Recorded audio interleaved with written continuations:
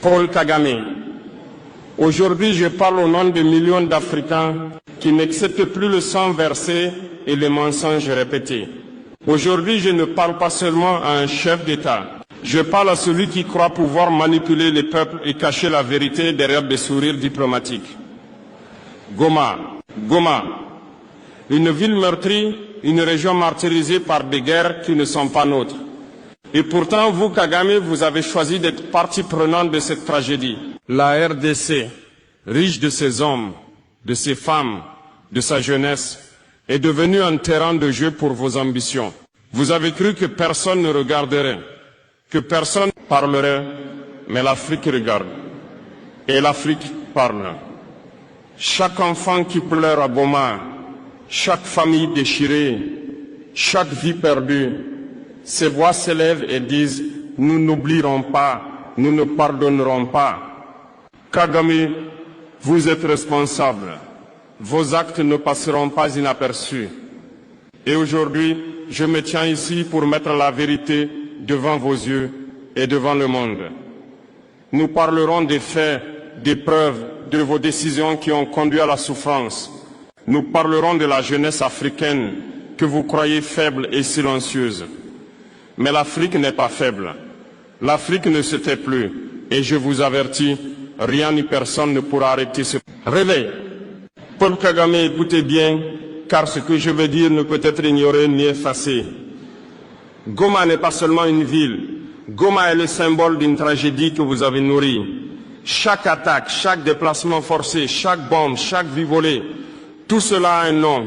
Et ce nom, c'est votre politique, votre stratégie, vos ordres tacites qui ont plongé la population dans l'horreur. Vous avez prétendu vouloir la stabilité régionale, mais vos actes ont semé le chaos.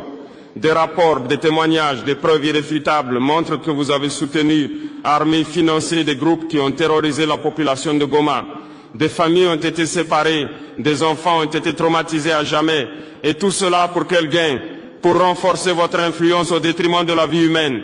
Paul Kagame, regardez ces visages. Ces hommes, ces femmes, ces enfants ne sont pas des chiffres sur un rapport diplomatique. Ce sont des âmes qui ont vu la mort, des âmes qui crient justice, des âmes qui ne pardonneront jamais. Et vous, vous avez cru pouvoir manipuler les récits, blanchir vos mains sales derrière des réunions internationales de sourires et des discours creux. Mais l'Afrique n'oublie pas. La communauté internationale ne peut ignorer ce qui se passe à Goma.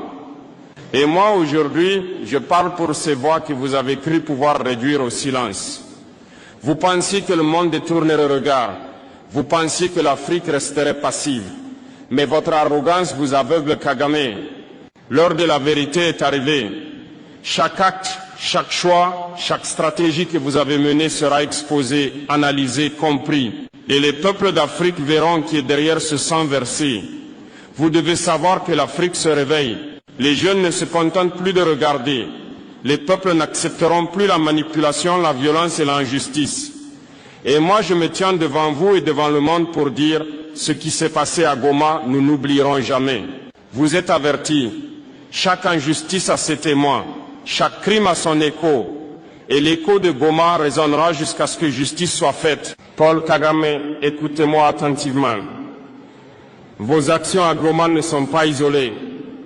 Elles ont des répercussions qui dépassent la RDC, qui dépassent même la région des Grands Lacs. Elles menacent l'équilibre de toute l'Afrique centrale et dressent les peuples les uns contre les autres. Comme vous avez choisi de manipuler les conflits à Goma, vous n'avez pas seulement attaqué une ville. Vous avez attaqué la souveraineté de la RDC. Vous avez fragilisé les institutions. Vous avez semé la méfiance entre frères africains.